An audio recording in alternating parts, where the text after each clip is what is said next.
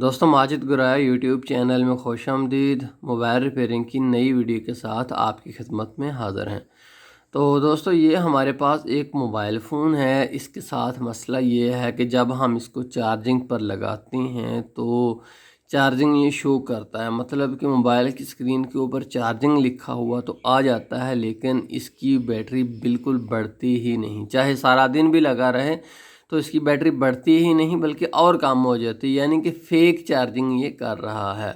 देखिए ये मेरे पास एक अडाप्टर है और इसके ऊपर यूएसबी टेस्टर लगा हुआ है। 5.31 वोल्ट है। यहाँ पर एम्पेयर आएंगे, जितना करंट आगे मोबाइल फ़ोन के अंदर आ जाएगा यहाँ पर उसके एम्पेयर आएंगे। तो अब हम क्या करते हैं कि ये इसके आगे हमने यूएसबी केबल लगाई हुई है, ये मोबाइल फ़ोन को हम अटैच करते हैं। देखिए यहाँ पर जो है 12% बैटरी है और चार्जिंग इसकी स्टार्ट हो चुकी है, बट यहाँ पर कोई भी एम्पेयर नहीं आए। जब यहाँ पर चार्जिंग स्टार्ट है और एम्पेयर ही 0 हैं तो इसका मतलब है किसी तरह की कोई चार्जिंग नहीं हो रही। अब ये सारा दिन भी लगा रहे तो बैटरी इसकी और डाउन ही होगी, ऊपर को नहीं जाएगी जब तक यहाँ पर कुछ ना कुछ एम्पेयर नहीं आ जाते, मतलब इसके अंदर करंट नहीं जाता। जब करंट ही नहीं जा रहा तो कुछ नहीं होगा। दोस्तों मुख्तलिफ मोबाइल फ़ोन्स के अंदर मुख्तलिफ मसाइल बनते हैं। कुछ तो फेक चार्जिंग करते हैं। फेक चार्जिंग का मतलब ये है कि जब हम इसको चार्जर लगाएं तो स्क्रीन के ऊपर तो चार्जिंग लिखा हुआ आ जाता है, बट बैटरी बढ़ती ही नहीं। सारा दिन भी लगाएं तो बैटरी नहीं बढ़ती बल्कि और कम हो जाती। यह है फेक चार्जिंग। इसके अलावा जो है कुछ ओवर हीटिंग कहते हैं, कुछ चार्जिंग एरर कहते हैं, मतलब कि मुख्तलिफ तरह के मसाइल जो होते हैं जिससे चार्जिंग नहीं होती, उन सब का सलूशन यही है। अब इस तरह के मोबाइल फ़ोन जब भी आपके पास आएँ तो सबसे पहले आप उसकी चार्जिंग पोर्ट को तब्दील करेंगे, क्योंकि इस तरह का मसले मसाइल जिसमें एम्पेयर बिल्कुल नहीं आते, गाहक आकर कहता है कि बैटरी नहीं बढ़ रही या बैटरी और कम हो रही है, तो ऐसे हालात में सबसे पहले आपने उसकी चार्जिंग पोर्ट तब्दील करनी है, क्योंकि अक्सर मसला चार्जिंग पोर्ट का निकलता है। तो चार्जिंग पोर्ट तब्दील करने के बाद फिर आप दोबारा चेक करेंगे इसको। तो दोस्तों मोबाइल फ़ोन की चार्जिंग पोर्ट तब्दील हो गई। अब दोबारा हम ट्राई करते हैं। देखिए चार्जिंग आ गया, बट अभी भी कोई चार्जिंग इसके ऊपर नहीं हुई। चार्जिंग पोर्ट तब्दील करने के बावजूद चार्जिंग नहीं हुई। अब देखिए इसका हमने क्या हल करना है। इसको दोबारा हम खोलते हैं। तो दोस्तों आइए अब समझते हैं कि ये मसला हमें क्यों पेश आता है। तो सबसे पहले जो करंट है वो चार्जिंग पोर्ट के अंदर जाता है। अब वहाँ से ये डिस्ट्रीब्यूट होता है पावर आईसी के थ्रू बैटरी को, लेकिन प्रॉब्लम ये है कि यहाँ पर करंट पहुँच रहा है क्योंकि हमने चार्जिंग पोर्ट तब्दील कर दी है, लेकिन वो जो करंट है वो पावर आईसी के थ्रू गुजरकर बैटरी तक नहीं पहुंच रहा। जस्ट पावर आईसी को सिग्नल मिल रहा है कि चार्जर कनेक्ट हो गया, बट वो आगे डिस्ट्रीब्यूट करंट को नहीं कर रहा, बैटरी तक नहीं जा रहा। तो इसकी बहुत सारी वजूहत हो सकती हैं। हो सकता है यहाँ से कहीं से कोई कंपोनेंट टूट गया हो, वो अगर हमें पता चल जाए तो वो हमने रिपेयर कर देना है, उसकी मरम्मत कर देनी है। या कोई पॉइंट टूट गया हो या कोई कंपोनेंट एसएमडी वैसे ही अपनी जगह से उखड़ गया हो तो उसको अब हमने रिपेयर कर देना है। बट इस तरह के फॉल्ट ट्रेस करना आमतौर पर बहुत कम्प्लेक्स होता है और जो अर्ली लोग हैं उनको तो बिल्कुल पता चलता ही नहीं। तो यहाँ पर हम इसका एक सोल्यूशन करते हैं। हम यहाँ चार्जिंग पोर्ट से सप्लाई को डायरेक्ट बैटरी के पॉजिटिव पॉइंट के अंदर दे देते हैं। याद रखिए जो चार्जिंग पोर्ट आती है उसका जो नेगेटिव होता है वो डायरेक्ट ही बैटरी के नेगेटिव से कनेक्ट होता है, जबकि इसका जो इस तरह पॉजिटिव है ना वो through proper channel power IC में से गुजरते हुए बैटरी के पॉजिटिव पॉइंट तक पहुंचता है और उसी को स्टॉप करके चार्जिंग स्टॉप की थी। जबकि नेगेटिव जो है वो हमेशा आपस में जुड़े रहते हैं। तो नेगेटिव तो चूंकि पहले ही यहाँ से जुड़ा हुआ है उसको तो हमें कोई ज़रूरत नहीं ढूंढने की, लेकिन पॉजिटिव जो है उसको हम जो है रेक्टिफायर लगाकर पॉजिटिव से जोड़ देते हैं। दोस्तों ये चार्जिंग पोर्ट हमारे सामने है। इसके ये 2 पॉइंट, ये जो सराख हैं आपको अगर नज़र आ रहे हैं ऊपर को हैं, तो उसके बाद सुनिए बिल्कुल लेफ़्ट जानब जो आखिरी पॉइंट होता है वो नेगेटिव का होता है। ये जो है इसका नेगेटिव का पॉइंट है जो कि डायरेक्ट जो है इसके ग्राउंड के साथ हर जगह के ऊपर जुड़ा हुआ है।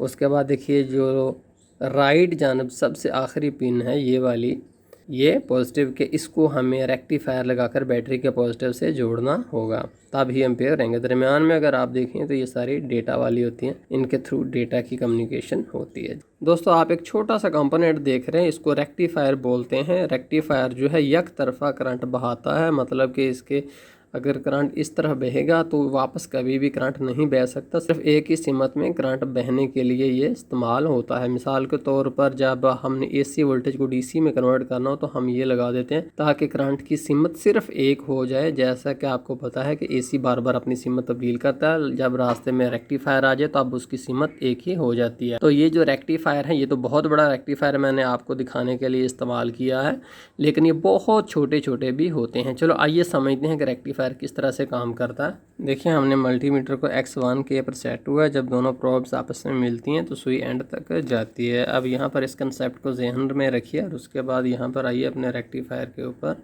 जब मैं मल्टीमीटर की दोनों प्रोब्स जो हैं रेक्टिफायर को लगाता हूँ तो देखिए नीडल आगे जा रही है। ठीक है, नीडल आगे जा रही है, आपको नज़र आ गई। अब जस्ट हम ये करते हैं कि इसकी सीमत को चेंज करते हैं, प्रोब्स की रब लगाते हैं। देखिए नीडल आगे नहीं आई, फिर हम जब दोबारा चेंज करते हैं तब नीडल आगे आ रही है। तो दोस्तों यहाँ पर आप इसके रेक्टिफायर का देख रहे हैं कि इस तरफ इसके जो रंग सा लगा हुआ है ये इसकी पॉजिटिव सीमत है। ये हम बैटरी के साथ लगाएंगे और जो चार्जर की पॉजिटिव आ रही है वो इसके इस तरफ लगाएंगे। बट हम इतना बड़ा कंपोनेंट नहीं यूज़ करेंगे, ये तो आपके समझाने के लिए था।